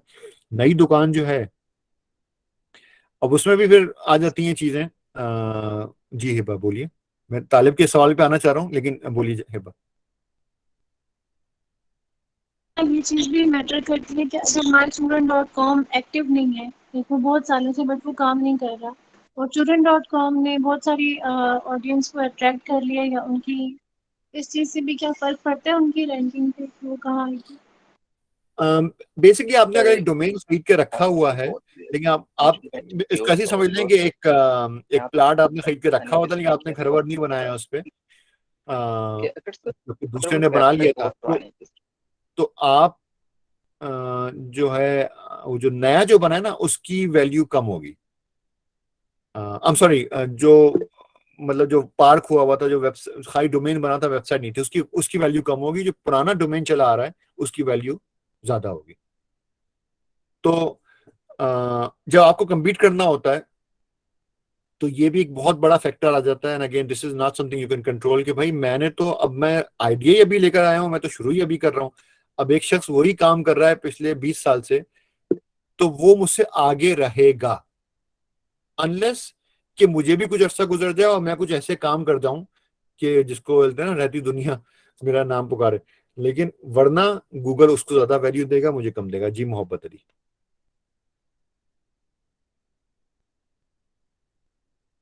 कुछ कहना चाह रहे हैं आप? आपका माइक जो है म्यूट है। अच्छा, तालिब के सवाल पर आते हैं फिर। क्या था सवाल? सर मेरा सवाल ये था कि अगर देखे ना, गूगल जो है हर चीज़ को वैल्यू देता है, यूआरएल और कंटेंट बोल्ड और ओल्ड होना उसका, हाँ मतलब हाँ वेबसाइट का। हाँ तो अब हर जो मतलब वेबसाइट बनाने वाला, उसकी यही कोशिश होगी कि वो अच्छे से अच्छा कंटेंट लिखे ताकि ज़्यादा से ज़्यादा कस्टमर उसको रीच कर सके। तो अब वो हाँ। कीवर्ड्स इशू आ जाता है कि अच्छा, कीवर्ड्स तो सारे आ गए, अब गूगल फिर इसको कहेगा कि ये धोखेबाजी, या वो हाँ जो आपने कहा कि फ्रॉड। हाँ हाँ हाँ हाँ हाँ, ठीक है गुड। हाँ, देखें, कंटेंट लिखने के तरीके होते हैं, इसलिए कंटेंट राइटिंग जो है, लोग समझते हैं कि जी मैं बड़े आसानी से कर सकता हूँ। नहीं, कंटेंट राइटिंग भी एक फन है, एक आर्ट है। आपको अगेन गूगल ये कह रहा है जो कुछ भी करो लोगों के लिए करो, मेरे लिए कुछ मत करो, ठीक है? तो आपको कंटेंट, अगर आपको कीवर्ड्स, मैं एक किताब लिखूं या मैं एक कंटेंट लिखूं एक पेज पे और मैं उसमें कीवर्ड्स भर दूं, और एक है कि मैं वही कीवर्ड्स को यूज करूं लेकिन उनको प्रॉपर इंग्लिश में करके एक्सप्लेन करके अच्छे तरीके से आगे पीछे करके उनको, कि कोई कीवर्ड ऊपर है तो कोई नीचे है, तो कोई बोल्ड है तो कोई बुलेट पॉइंट्स में है, कोई पैराग्राफ के शुरू में आ गया तो कोई बीच में आ गया, कोई मतलब एक, जब यूजर पढ़े उसको तो उसको लगे कि हाँ यार ये प्रॉपर मुझे समझ में आई बात क्या कर रहा है ये आदमी, ठीक है? तो दोनों में कीवर्ड्स, तो नंबर ऑफ कीवर्ड्स तो कह लें सेम हो गए, लेकिन एक में सही तरीके से लिखा गया और एक में बस भर दिए गए। क्या बेहतर है? एज अ ह्यूमन आप कौन सा कंटेंट रीड करना पसंद करेंगे? सर इसका एग्जांपल मैं दे सकता हूँ? बिल्कुल दीजिए। सर अगर सपोज एक कंटेंट लिखा हुआ है, एक ऐसे लिखा हुआ है, issues, problems, challenges, difficulties face by visual input. अब तकरीबन 4 चीजें सेम टाइप की तरफ ही जो ना इशारा कर रही है, लेकिन हाँ वो कीवर्ड्स जो है वो उसने एक मतलब लिख लिए सारे, ताकि हाँ, जब भी कोई सर्च करे तो मेरा ही जो ना वो लिखा हुआ ऐसे या जो ब्लॉग है वो सामने आ जाए। ठीक है। आपने खाली एक ये सेंटेंस लिखा और कुछ नहीं है उस पेज पे, वर्सेस आपने जो है वो 8 पैराग्राफ लिखे और उनमें भी यही सर बातें लिखी। वर्सेस सर वर्सेस ये कि मतलब इसके दूसरे कंपैरिजन में ये चीज कि एक पैराग्राफ है जिसमें ये सारी चीजें हैं, ये वर्ड्स हैं, लेकिन वो उनको एक्सप्लेन करके आपने लिखा हुआ है। हम्म, बिल्कुल, मैं वही बात कर रहा हूँ कि आपको जी कंटेंट जो है वो इस तरह से लिखना है कि जब यूजर पढ़े तो उसको ये ना महसूस हो कि ये बस मैं कीवर्ड्स ही पढ़ रहा हूँ, मैं और कुछ नहीं पढ़ रहा हूँ।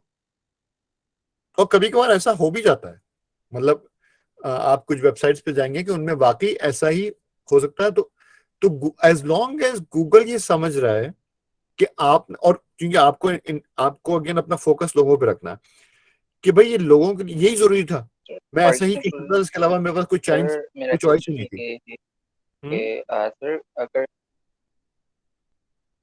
जी बोलिए।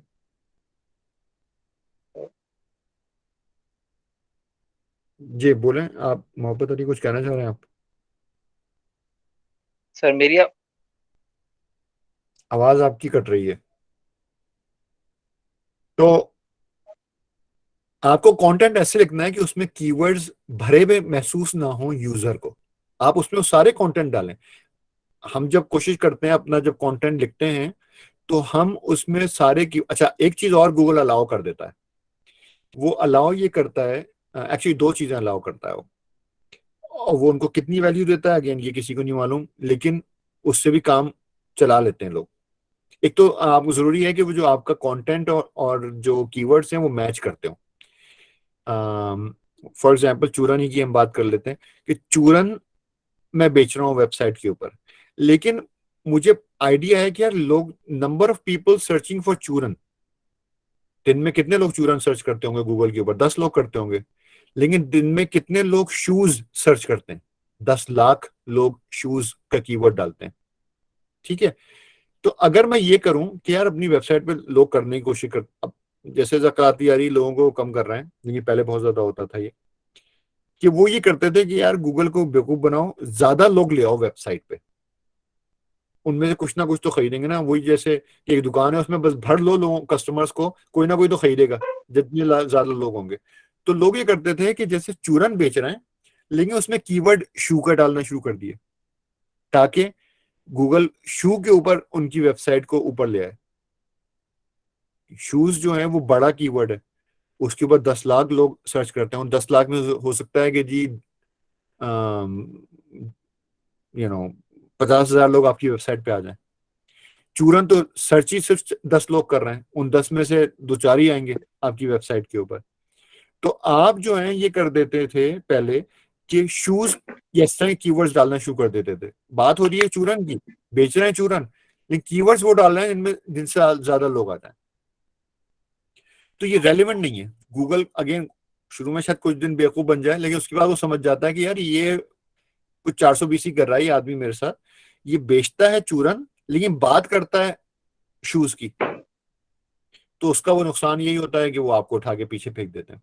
तो अगर आप रेलिवेंट कीवर्ड्स यूज कर रहे हैं, और गूगल को आपसे ज्यादा अंदाजा हो जाता है बात, क्योंकि उनके ऊपर, गूगल के ऊपर millions of people are searching for these things.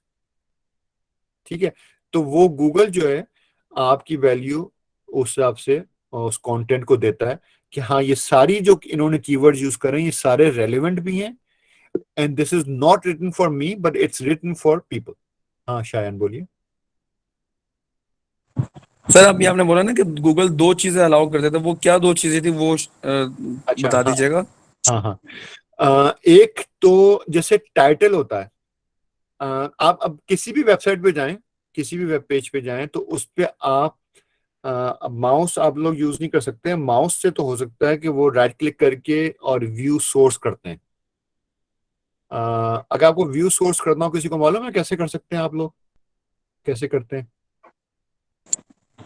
Ji sir, वो यूआरएल पे राइट क्लिक करके वहां पे व्यू सोर्स आ रहा होता है कि इसके सोर्स क्या है, वो फिर एचटीएमएल फाइल पूरी खोल देता है उसकी। हाँ वो HTML फाइल खुलता है, लेकिन ये sorry, TXT file. .txt file खोल देता है जिसमें सारी कोडिंग हुई होती है। वो कोडिंग नहीं होती, सर शायन भाई, ईमेल होती है। सर एक मिनट सर शायन भाई ये बताइए कि माउस हम तो नहीं यूज कर सकते, अगर हम कैसे जॉस के थ्रू हम जा सकते हैं वहां पर? माउस हम जॉस के थ्रू नहीं यूज करते, हम एनवीडिया के थ्रू यूज कर सकते हैं। बाकी ये जो मैंने बात बताई है ये हम ऑल्ट डी प्रेस करके यूआरएल पे जाके वहां पे क्लिक, वो एप्लीकेशन की प्रेस करके कर सकते हैं।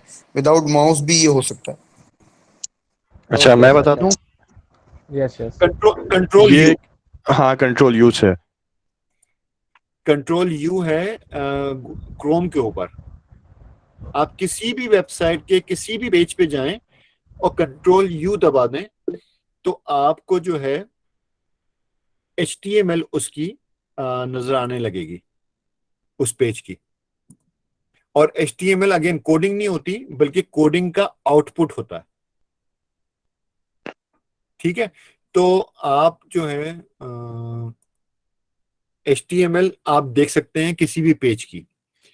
वो बहुत ही, आप जब देखेंगे पहली बार तो आप कहेंगे भाई ये तो बहुत ही कोई खतरनाक किस्म की चीज आ गई। जी इब्राहिम बोलिए। सर आप इसमें व्यू सोर्स का बता रहे हैं तो सर अरसलान ने भी हमें शॉर्टकट का बताया, लेकिन सर इसमें दो चीजें आती हैं, एक तो होता है व्यू पेज सोर्स और एक होता है inspect element.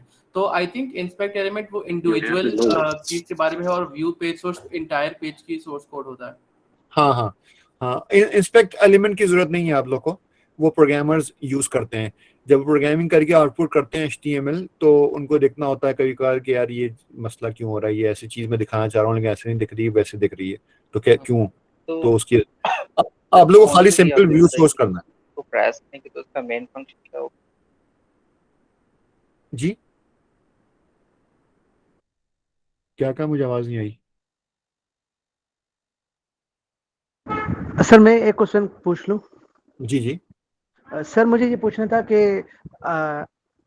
Search engine optimiser की हैसियत से सर अगर कोई वेबसाइट है तो इसमें तमाम चीज़ों को जब हमें प्रोजेक्ट मिलेगा तो इनको दुरुस्त करके इनमें चेंजिंग्स लेकर आनी होगी URL में, बोल्ड वगैरह, या हमें हमारा काम क्या हो सकता है?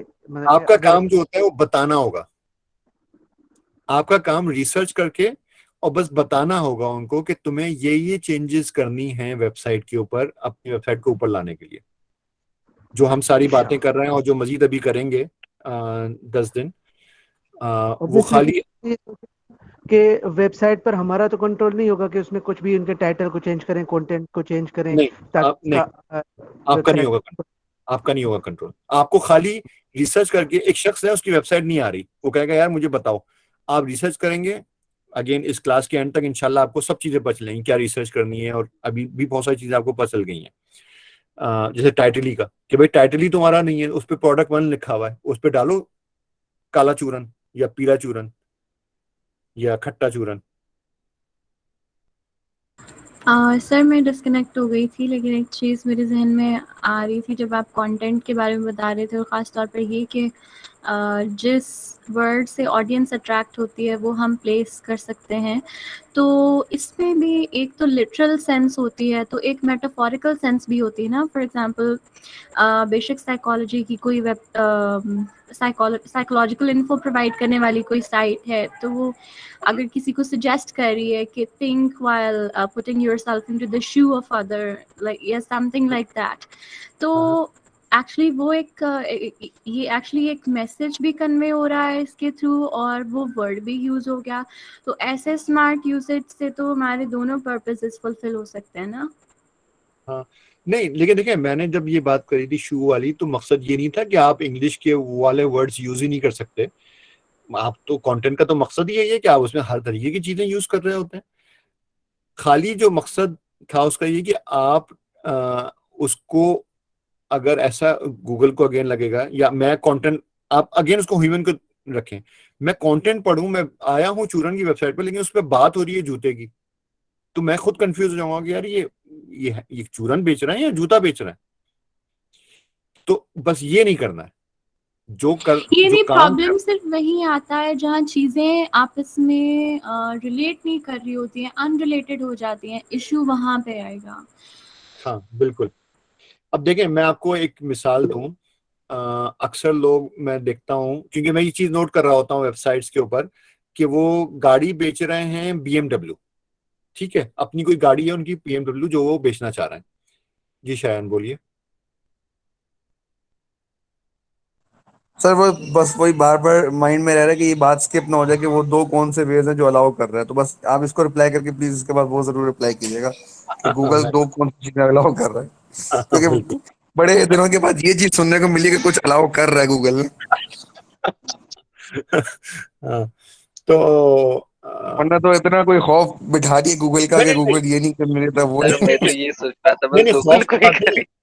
नहीं, मेरे ख्याल से होता है, मैंने वाकई शायद ऐसा कर दिया हो, ऐसा है नहीं बिल्कुल भी, कोई खौफ वाली बात नहीं है, खौफनाक कोई मॉन्स्टर नहीं है वो। बस ये कि अगेन आपको जो सारा जो मकसद है ना एसईओ के पीछे, वो ये कि आपको लेजिट तरीके से करनी है चीजें। एक पूरी दुनिया है ऐसे लोगों की कि जो गलत ब्लैक क्या कहलाता है वो, अंडरवर्ल्ड टाइप की चीजें कर रहे होते हैं, और जो कि उस ओनर बेचारे को पता भी नहीं चलता, उसका नुकसान हो जाता है। वो समझता है यार ये देखो बड़ा अच्छा काम कर रहा है इसने, मेरी ये 3 हफ्ते में वेबसाइट को ऊपर ले आया, 4 हफ्ते में, लेकिन और पैसे लेके वो चला जाता है कि भाई मैं तो ले आया, देखो मुझे इतने पैसे दे दो, और छठे हफ्ते में, सातवें हफ्ते में वो पता चलता है कि जी वो वेबसाइट जो थी वो बेचारी बिल्कुल ही खत्म हो गई। तो ये एक एक्चुअली दुनिया में काम चूंकि चल रहा है, और मैं चाहूंगा कि भाई ऐसा जो है हम ना करें। ये मैं काम सर हो रहा है यहाँ पे पाकिस्तान में, कराची में सर, हाँ मुझे मालूम है, मुख्तलिफ बहुत हो रहा है। हाँ ये बहुत हो मुख्तलिफ रहा है कॉल सेंटर्स के अंदर। हाँ, ये पूरी दुनिया में हो रहा है ये काम। तो मैं ना खुद इस तरह की चीजें पसंद करता हूँ, ना मैं चाहूँगा कि मेरे स्टूडेंट्स जो हैं वो इस तरह की कोई चीज करें, तो इसलिए भी मैं हर चीज को क्लियर इस तरह से करता जा रहा हूँ।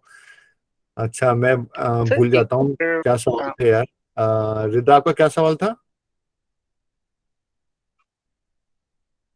कोई सवाल कर रहे थे? सर वो हो गया, आप पहले वो अच्छा हो हो गया। गया, ठीक है ठीक है। सर मतलब 2 चीजें बता दें गूगल और वाली। एक तो ये करते हैं कि कंटेंट के अंदर आप एक सेक्शन बना सकते हैं और उसमें आप कीवर्ड्स डाल सकते हैं। जैसे एक कुछ चीजें कभी कभार ऐसा होता है कि आपके पास कीवर्ड्स बहुत ज्यादा हो जाते हैं, कोई कंटेंट आप लिखने बैठे तो पता चला कि यार इसमें बहुत सारे कीवर्ड्स हैं, मैं इनके जुमले नहीं बना सकता, पॉसिबल नहीं है जुमले बनाना, मतलब वो नहीं बनेंगे इंग्लिश में जुमले। तो आप जो है एक सेक्शन, एक पैराग्राफ कह लें, एक हेडिंग कह लें, आप बनाते हैं कीवर्ड्स की या टैग्स की, TAGS, या कीवर्ड्स की आप एक हेडिंग बनाते हैं और उसके अंदर आप वो तमाम टैग्स या वो कीवर्ड्स जो हैं वो डाल देते हैं कि जो कहीं फिट नहीं हो रहे थे लेकिन रेलेवेंट थे। तो एक तो आप ये कर सकते हैं। दूसरे वो जो मैंने बात करी, आप जब राइट क्लिक करके और आप व्यू सोर्स करते हैं, जो क्या था, कंट्रोल यू शायद था, तो कंट्रोल यू अगर आप करेंगे तो आप देखेंगे, और उस पर हम बात ज्यादा आगे बढ़ के करेंगे, कि उसमें एक चीज होती है टाइटल, एक चीज होती है डिस्क्रिप्शन, और एक चीज होती है कीवर्ड्स। तो कीवर्ड्स का जो उसमें टैग होता है उसके अंदर आप अपने कीवर्ड्स डाल सकते हैं। तो उनको भी गूगल देखता है। पहले बहुत ज्यादा वैल्यू दिया करता था गूगल, लेकिन जब लोगों ने यही 420 करना शुरू कर दी तो गूगल ने उसकी वैल्यू को बहुत कम कर दिया अब। पहले ये होता था कि भाई अगर इसने डाल दिया कीवर्ड्स में, वो जब शुरू शुरू में गूगल जब आया था तो उसको यही अंदाजा था कि लोग जो है फेयर गेम खेलेंगे, लेकिन लोगों ने यही करा कि बेच रहे हैं चूरन, और अपने कीवर्ड्स भर दिए शूज के, तो फिर गूगल ने उस कीवर्ड्स की जो थी उसकी वैल्यू को कम से कम कर दिया। तो लेकिन ये 2 जगहें हैं, कि एक वो राइट क्लिक सोर्स में आता है, और वो कैसे आता है उसकी हम बात करेंगे राइट क्लिक सोर्स में।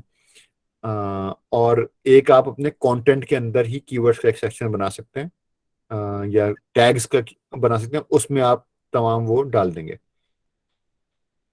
अच्छा आज की क्लास थोड़ी सी बढ़ गई, मैं कंटिन्यू रख सकता हूँ, मुझे कोई प्रॉब्लम नहीं है, लेकिन आप लोग देखें।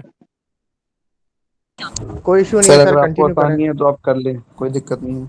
अच्छा कोई दिक्कत नहीं है। अच्छा तो ये एक आध चीज मैं और बात करना चाह रहा था कि बेसिकली जो हमने बात करी कि कंटेंट सर जो हम है, अब ये करते हैं ना कि आप अपने थोड़े क्वेश्चंस थोड़े से लिमिटेड कर देते हैं, अब आप अपने कंटेंट को डिलीवर कर लें, उसके बाद फिर हम कोशिश करेंगे कि ग्रुप में मैसेज लीव कर दें, और आप जब भी टाइम मिले आपको तो आप उसको आंसर कर दीजिएगा। मैं ये कहूँगा ग्रुप में एक्टिविटी बढ़ाएं, और उसमें सवाल जवाब कर लें, वो एक रिकॉर्डेड चीज भी हो जाती है लोगों के लिए आसानी से, वो जब भी चाहेंगे, कोई सवाल आता है बाथरूम में बैठा हुआ इंसान, कोई सवाल आ गया तो कल सर जब मैं सोने लगा था तो मैंने आपका लेसन दोबारा सुना था, तो हाँ मुझे फिर वही जो सवाल मैंने किया था कि क्या गूगल इतनी, मतलब हम भी इतने इम्पोर्टेंट हो सकते हैं कि गूगल हमें खुद पूछने आ जाए कि भाई आप क्या बेच रहे बताओ।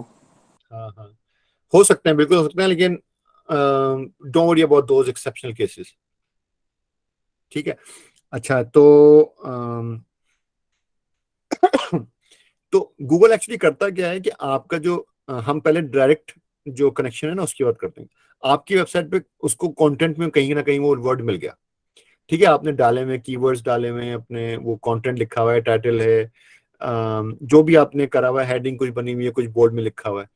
तो गूगल के ऊपर जब कोई सर्च करता है तो गूगल खाली ये करता है, उसका एक सिंपल सा कनेक्शन बनाता है कि यार ये वेबसाइट्स मेरे पास आई, गूगल के पास तो समझ लें कि 25 करोड़ वेबसाइट्स हैं या 25 करोड़ पेजेस हैं तो बहुत ज्यादा, अरबों खरबों पेजेस हैं उसके पास। उनमें से उसने कहा कि अच्छा ये कीवर्ड, एक शख्स आया है जिसने गूगल पे डाला खट्टा चूरन। जब खट्टा चूरन उसने डाला तो उसने कहा खट्टे चूरन की वेबसाइट्स निकालो। तो 25 खरब वेबसाइट्स में से उसने 25,000 वेबसाइट्स निकाली कि भाई ये 25,000 वेबसाइट्स हैं कि जो खट्टा चूरन जिनका डायरेक्ट कंटेंट है, उनके अंदर लिखा हुआ है पेज के ऊपर। तो मैं इन 25,000 को दिखा सकता हूँ। अब वो 25,000 को एक साथ तो नहीं दिखा सकता, पहले पेज पे खाली वो 10 को ही दिखाता है। तो किसको क्या वेट देना है, तो उसके लिए फिर उसने और भी चीजें बनाई हुई हैं कि मैं इन चीजों, एक तो कंटेंट उस वेबसाइट का, उस वेबसाइट की एज को मैं वैल्यू दूंगा, उसके कंटेंट को वैल्यू दूंगा। उसके अलावा ये दो कैटेगरीज होती हैं गूगल के, एक होती है ऑन पेज ऑप्टिमाइजेशन, एक होती है ऑफ पेज ऑप्टिमाइजेशन। तो on page you can only do so much end of page you can only do so much. तो गूगल सबको मिला के वैल्यू देता है। ऑफ पेज क्या होता है कि एक तीसरी वेबसाइट है, कोई सी भी हो सकती है, वो वेबसाइट जो है बात कर रही है खट्टे चूरन की, और उसने आपकी वेबसाइट का लिंक दिया है। तो अब गूगल ने कहा अच्छा, इसका मतलब ये कि ये खाली अपने बारे में खुद अकेले बात नहीं कर रहे हैं, बल्कि कोई और भी इनकी ये बात कर रहा है खट्टे चूरन का नाम लेके। इसका मतलब ये कि इनकी कुछ वैल्यू, एक तो है ना कि मैं अकेला जंगल बियाबान में खड़ा हुआ हूं और अपने आप से बातें कर रहा हूं, कंटेंट तो ये हो गया जो हमने अपनी वेबसाइट पे लिखा है कि मैं अपने आप से बातें कर रहा हूं। एक है कि कोई और शख्स भी मेरे बारे में बात कर रहा है और उसने लिंक भी डाल दिया अगर वेबसाइट का मेरा, तो गूगल ने कनेक्शन बना लिया कि अच्छा ये जो वेबसाइट है दूसरी वाली, उस पे भी बात हुई है खट्टे चूरन की और उसने इनका नाम लिया साथ में। ठीक है, तो उससे आपकी वैल्यू को बढ़ा दिया। और अगर 10 लोग बातें करेंगे तो गूगल आपकी वैल्यू को और बढ़ाएगा, अगर 100 लोग बातें करेंगे तो और ज्यादा, 1000 पे और ज्यादा। तो जितनी दूसरी वेबसाइट्स या दूसरे पेजेस आपके मुतालिक बात करेंगे और खट्टे चूरन की भी बात करेंगे, तो गूगल आपकी, जिसको बोलते हैं अथॉरिटी, को बढ़ाता चला जाएगा कि यार अब ये शख्स जो है, एक वक्त आता है कि वो कहता है कि ये अथॉरिटी है खट्टे चूरन के लिए, ये शख्स। जब आपकी वेबसाइट अथॉरिटी बन जाती है किसी चीज पे, तो समझने कि अब आपका काम जो है वो पक्का हो गया। अथॉरिटी बनने में लेकिन टाइम लगता है। तो जितने ज्यादा वेबसाइट्स आपके मुतालिक बात करेंगे, आपका लिंक देंगे, आपके खट्टे चूरन की बात कर रहे होंगे, गूगल आपकी वैल्यू को बढ़ाता चला जाएगा। वो जो 25,000 में से वो जो 10 जो उसको करने थे, तो वो उसके बेस पे फिर वो उनको लेकर आता है ऊपर। तो वो खाली आपकी वेबसाइट का कंटेंट नहीं देख रहा होता, बल्कि वो दूसरी वेबसाइट्स का भी कंटेंट देख रहा होता है और एक दूसरे से वो उनको लिंक कर रहा होता है। जरा इमेजिन कीजिए कि there are literally billions and billions of pages and then there are links between them as well। तो जरा इमेजिन करें कि कितने ज्यादा लिंक, जैसे हमारे ब्रेन में भी ऐसे ही है कि बिलियंस सेल्स हैं और फिर उनके दरमियान में लिंकेज भी है उन सेल्स के दरमियान में, तो उसकी कॉम्प्लेक्सिटी बहुत ज्यादा बढ़ जाती है। तो ये है वो कॉम्प्लेक्सिटी जिसकी वजह से गूगल जो है वो बादशाह बना हुआ है सर्च इंजन का, उससे कंपीट करना बहुत मुश्किल काम। जी मोहम्मद अली कुछ कहना चाह रहे हैं आप? नो सर, मैं आपकी बात सुन रहा हूँ। अच्छा, तो हमको जो है अगेन दो चीजों पे काम करना होता है। एक सर्च इंजन ऑप्टिमाइजेशन में जब कोई शख्स कहता है कि मैं उसका एक्सपर्ट हूं या मैं उस पर काम करता हूं, तो आपको दो चीजें देखनी पड़ती हैं, एक उस वेबसाइट को और एक उस वेबसाइट के अलावा दूसरी वेबसाइट्स को जिन पे आप इससे मुतालिक बात कर सकते हो। मेरे ख्याल से बात को अब हम यहाँ रोक सकते हैं और इसको फिर नेक्स्ट उसमें जो है कंटिन्यू करेंगे। कोई सवाल इससे मुतालिक? सर कल आपने बोला था कि आपने जो बोले कि जी मैं आपकी वेबसाइट पर लिंक डाल देता हूँ, वो नहीं करना। और आज हम बात कर रहे हैं कि कोई गूगल उन चीजों को भी देखता है कि जी किसी की और वेबसाइट पे आपका लिंक डलाओ। तो हाँ, फिर मैंने ये फिर लेकिन मैंने साथ में, हाँ अब आप ये कहेंगे क्या ये खुला तजाद नहीं है? हाँ, लेकिन मैंने दो चीजें साथ में और ऐड करी थी उसके। मींस के जिसे हम वट्टा सट्टा कहते हैं कि तुम मेरी बहन अपनी बहू बना लो, हाँ, वट्टा सट्टा नहीं करना। वट्टा सट्टा नहीं करना है। अच्छा, और एक सर? चीज और थी वो मुझको याद है। जी मोहब्बत अली बोले। सर आपने सर ये बात की कि सर अगर हम किसी भी सर गूगल पे अगर हम जा रहे हैं, कोई भी अगर वेबसाइट हम ओपन कर रहे हैं तो आपने ये कमांड बताई कि कंट्रोल अगर व्यू हम प्रेस करेंगे तो सर हाँ, इसका ये मेन फंक्शन क्या होगा? मैं समझा नहीं क्या मतलब। सर जैसे कि सर मैं एड्रेस कर दूं सर इनको? मैंने आपकी वेबसाइट ओपन की, हाँ सर हाँ, मैंने आपकी वेबसाइट ओपन की सर adnan.com। ठीक तो है सर आपकी वेबसाइट पे मैंने आपका सर जो आपकी वेबसाइट का जो इंटरफेस है वो मेरे सामने खुल के आ चुका। लेकिन सर ठीक है। आपने बताया कि अगर वहां पर मैंने कंट्रोल यू प्रेस किया तो हाँ हाँ, वहां से आगे फिर मुझे समझ में नहीं आया था। बीच अच्छा में आपकी आवाज थोड़ी इंटरप्ट हो गई थी इस वजह से। अच्छा ठीक है। देखिए कंट्रोल यू अगर आप उसका प्रेस करते हैं तो वो वेबसाइट जो आपको नजर आ रही है ना, वो HTML का आउटपुट है। ब्राउजर जो है HTML को रीड करता है और उसको इस तरीके से दिखाता है जैसे आपको नजर आई। लेकिन ब्राउजर को क्या मिला? ब्राउजर को क्या मिला था कि उसने आपको वो दिखाया। वो जो मिला था ना ब्राउजर को, वो है कंट्रोल यू।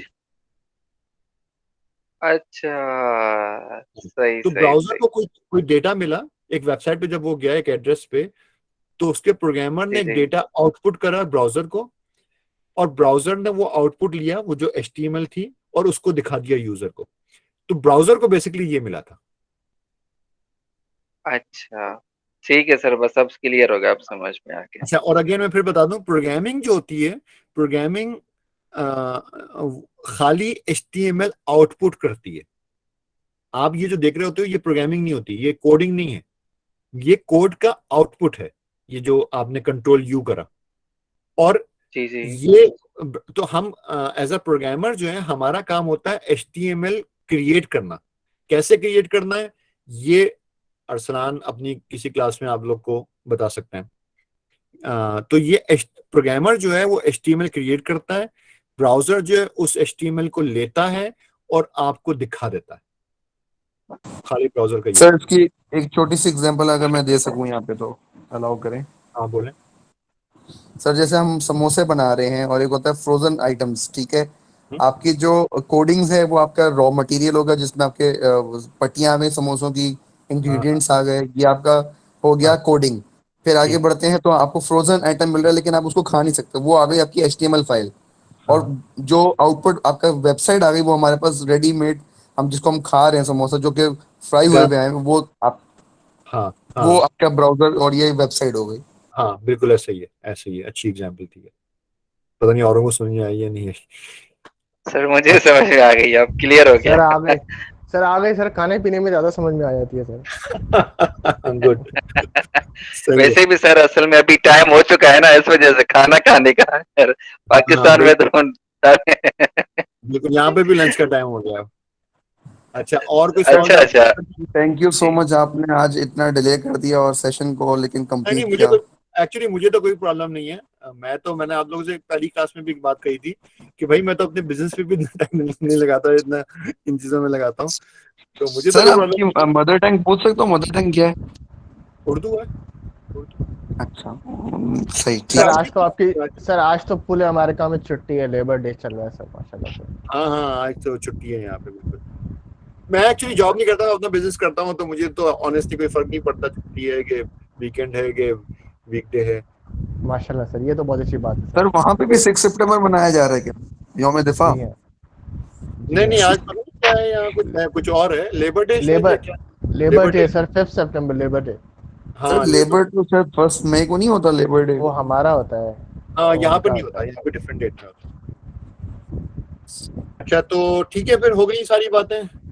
जी फिर सर, आज का कोई असाइनमेंट? आज का आज का असाइनमेंट? क्या असाइनमेंट यार, आज का असाइनमेंट जो है ना, हाँ, आज का असाइनमेंट ऐसा करते हैं कि आपको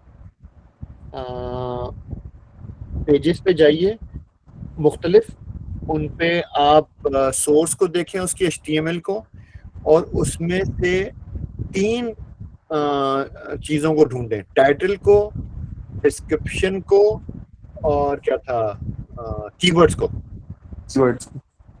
और उसको समझें कि ये इस वेबसाइट पे ये टाइटल, डिस्क्रिप्शन और कीवर्ड्स जो हैं ये क्या हैं। और अगर कोई रिसर्च और ज़्यादा आगे बढ़ना चाहे कि ये कहाँ नज़र आ रहे होते हैं, या कहीं कुछ चीज़ें नज़र आती हैं, कहीं कहीं कहीं कुछ नज़र नहीं आती। ठीक है सर, बिल्कुल ठीक इंशाल्लाह। हो गया सर, बिल्कुल ठीक है। ठीक हो गया सर, इंशाल्लाह। तो ये ग्रुप में भी डाल दिएगा प्लीज। बिल्कुल सर ये आप कोई डिसाइड खास कर लें बंदा है, सर। कोई भी। सर ये आप डिसाइड कर लें।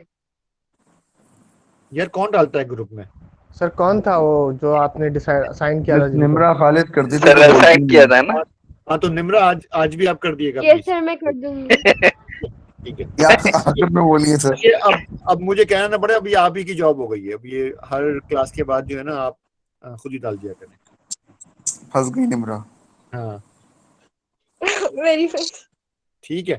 चलिए तो किसी को कोई सर सवाल थैंक यू, करना फिर खत्म करते हैं सेशन को।